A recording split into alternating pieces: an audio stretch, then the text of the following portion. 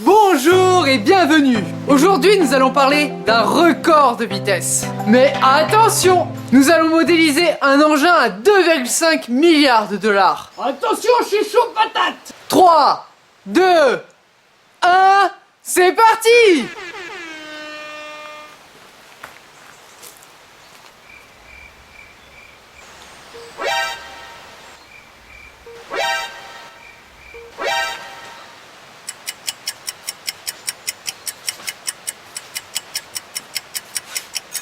Bon, ça fait 10 minutes qu'on attend. On regarde où il en est? Ah là là, c'est ridicule quand même. Bon, plus sérieusement, nous avons modélisé la vitesse de Curiosity. Mais comment un truc aussi coûteux peut-il être aussi lent? Alors, lançons la vidéo pour essayer de comprendre. D'abord, vous allez comprendre pourquoi je trouve ça drôle. Bugatti Chiron, environ 3,5 millions d'euros, et elle se rapproche des 500 km/h.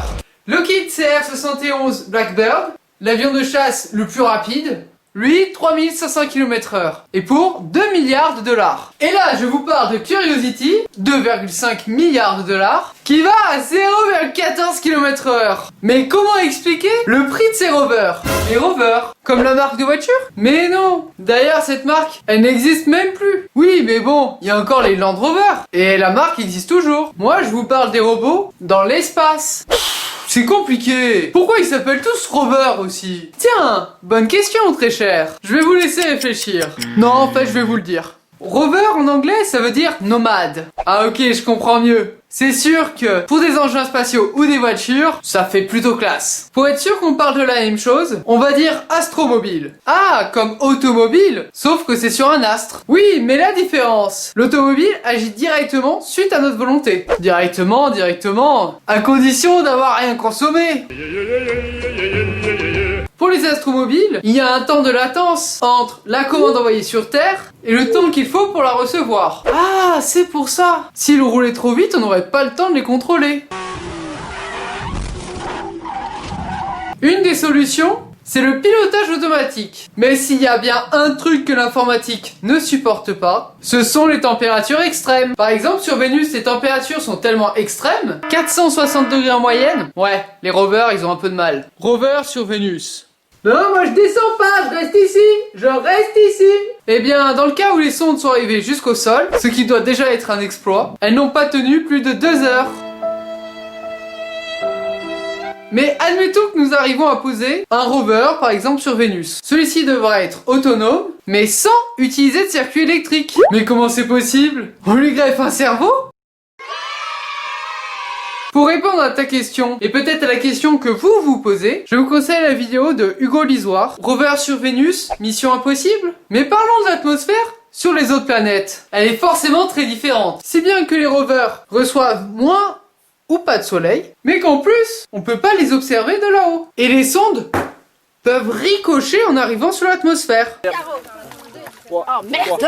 Et pour le cas de Mars, il faut 6 minutes pour faire l'aller-retour avec une onde électromagnétique. Allez, maintenant un peu d'histoire. Le premier rover lunaire a été envoyé par l'URSS en 1970. J'imagine que c'était à peu près en même temps que les premiers hommes sur la Lune. Ça semble évident.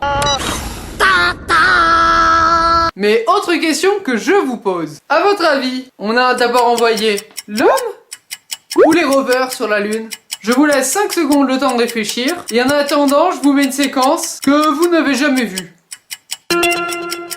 Alerte coronavirus. Et la bonne réponse, c'était l'homme. Le premier rover soviétique a été envoyé 1 an après l'homme. Ça nous montre à quel point les rovers sont complexes. Mais prenons Curiosity par exemple. C'est un des rovers les plus lourds. Et plus c'est lourd, plus c'est dur d'arriver indemne. Pour vous dire, avant Curiosity, les rovers étaient envoyés avec un parachute, puis au dernier moment, on gonflait un airbag. Car finalement, on ne peut pas éviter l'impact. Donc, on essaye juste de minimiser les dégâts. Je vous échange ma place sans problème.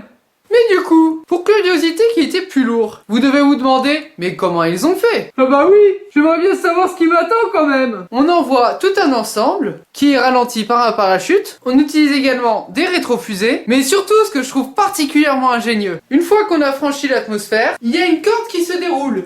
Si bien qu'en se déroulant, la chute du rover est ralentie. Mais la partie haute, elle va se cracher. En gros, ça donne ça.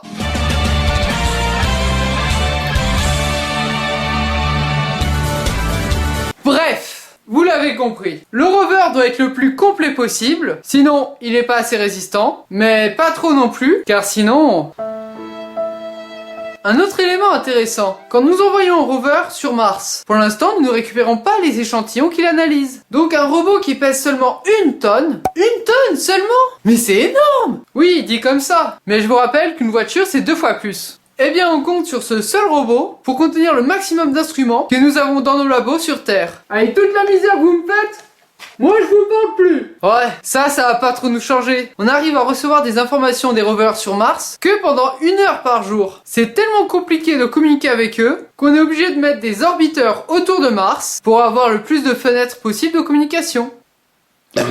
Oh, mais t'es dégueulasse. Mais c'était juste pour terminer sur un autre robot.